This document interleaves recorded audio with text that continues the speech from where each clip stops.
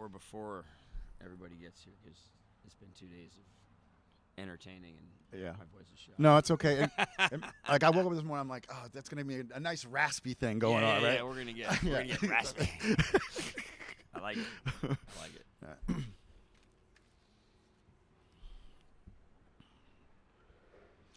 And you're always on camera, like when you do your podcast. Yeah.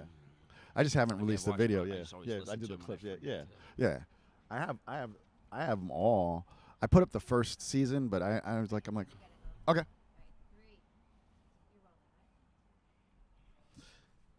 Oh my God, what's up, everybody? If you follow me on Instagram, which is why I have a podcast, you know that I am a huge fan of Turtle Rock Wines.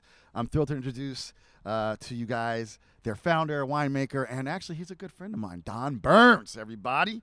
Don is a native son of Paso, Robles, and his uncle, Tom Westberg of Westberg Cellars, was a pioneer in winemaking in Paso in the 80s and gave Don his first exposure to the craft. So much so that you studied ag business at Cal Poly. I did. Okay. I did. And in 2007, Don started working with his high school pal, Justin Smith, at the one and only Saxum Winery, and it was there he got a true appreciation of sustainable, chemical-free winemaking. Not long after that, he started Turtle Rock with his beautiful wife, Claudia, and their 2016 and 2017 Maturin, which is a blend of Syrah, Graciano, and Grenache from the James Berry Vineyard. Each received 99 points from Jeb Dunnick.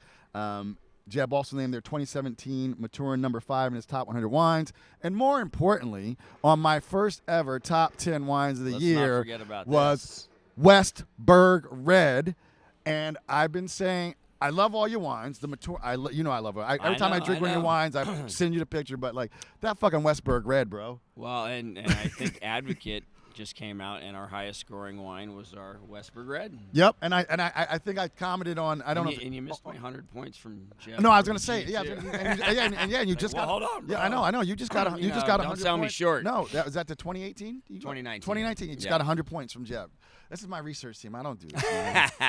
They're great. They are great. They're so into wine now. You know how much we care about. I mean, we do care about scores, but it's not our focus. Yeah. No, it's just you or me. Beautiful wines, man. Exactly. And people and yeah. So, wow, man. So tell people, we don't have a whole lot of time. We're going to get you on the podcast proper. But you were in hospitality, right? You lived on the East Coast for a second, right? Yeah, I was at Roost Chris Steakhouse. So in the restaurant business, doing som work and wine buying over there. And just, after a while, I was like, man, why am I out here slinging wine when I could be back there making wine? Mm-hmm. And, we just finally decided to sell everything, come back to California, and go for it. And we're live, guys. Here we go. Yeah, sorry about that. Holy shit. That was a train. That was a train. It's okay. You think we're doing this like in Times Square? I know, right? Hey, we're in Paso Robles. Hey, Paso's is happening, man. I see it's on and popping today. It's got it going on. It's a good spot. People don't know. Now you know. If you don't know, now you know. You know. Exactly. You packed up everything, moved back. Yep. And then what'd you do? Like did you go to Justin's house and knock on the door? I literally walked over to Justin's house, knocked on the door, and said, "What time you starting tomorrow?" And he said 8, and I showed up at 7:59, and I didn't leave until he gave me a job, which was like a year and a half later.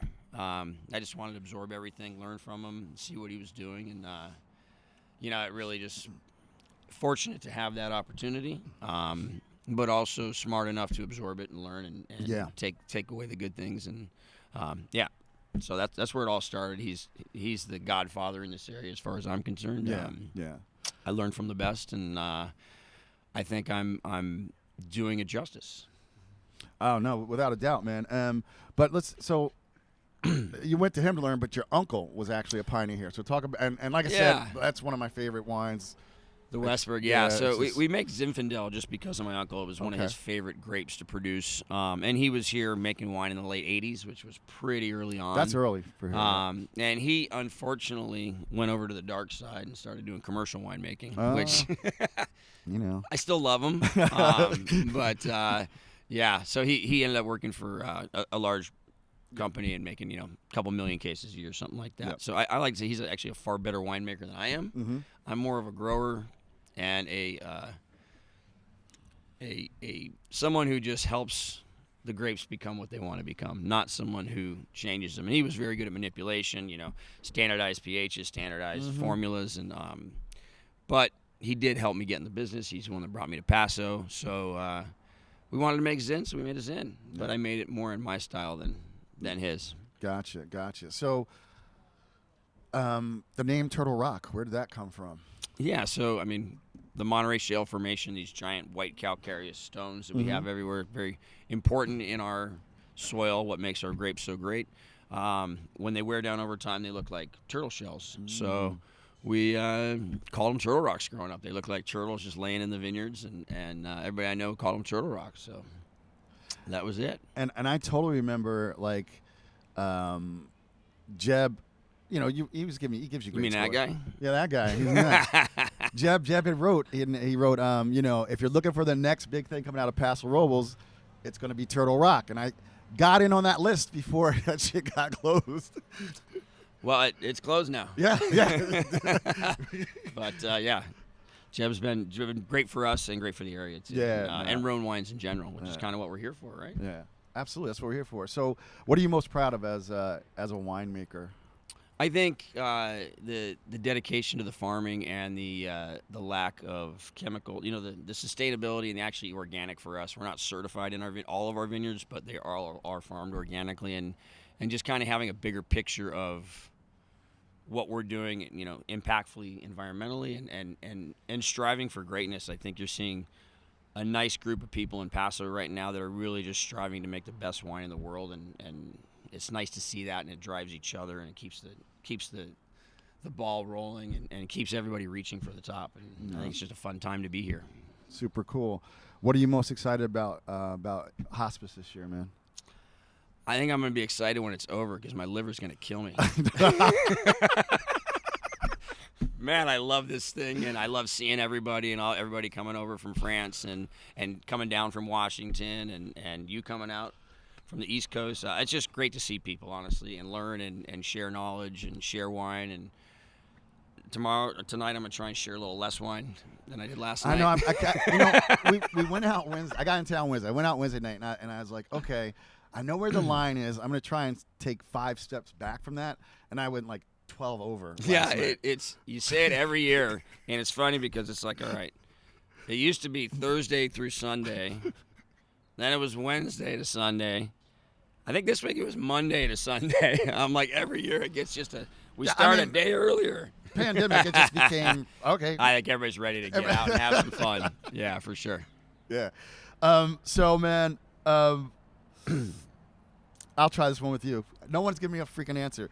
Uh-oh. All right. So, because we're boys, I'm going to just do it. At least I'm not blindfolded. All right. It's. I know, right? He's like, what was that? Smell my finger. That was amazing. You were a champ.